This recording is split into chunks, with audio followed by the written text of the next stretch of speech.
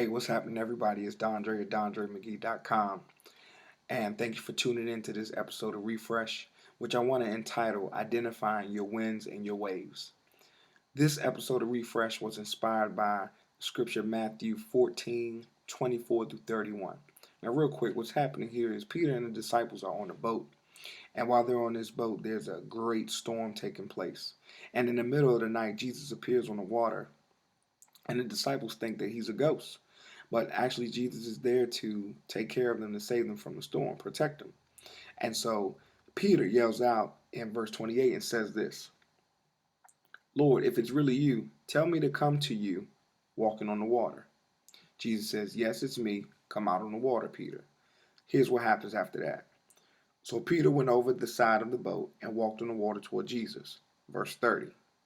But when he saw the strong wind and the waves, he was terrified and began to sink. Save me, Lord, he shouted. Verse 31. Jesus immediately reached out and grabbed him. You have so little faith, Jesus said. Why did you doubt me? There are three major things that just happened. One, Peter walked on water.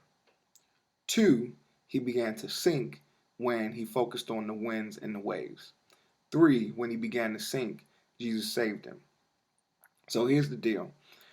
The reason why Peter began to sink after he walked on water, because he did walk on water, he did something miraculous.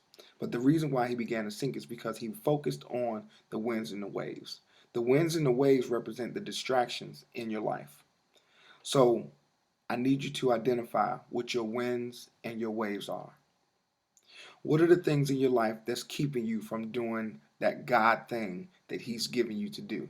That business, that nonprofit, that idea, that innovative something that just has been sitting inside of your mind for years and years and years. Your winds and your waves are the distractions. It can be fear. Your winds and your waves can be a person, a relationship. It can be anxiety. It can be what you think people will think of you for doing that great thing. Those can be your winds and your waves. Now, the reality is this: Peter had faith enough to walk on the water. And when he did, he set foot outside of that boat, he did it. But the winds and the waves distracted him.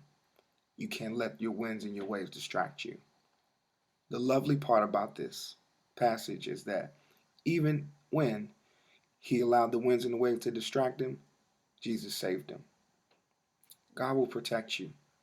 He's going to protect you. Step out of the boat.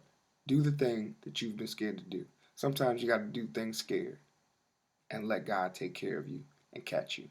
Step out on faith. Step out of that boat, onto that water, and He'll take care of you. Till next time, see you later.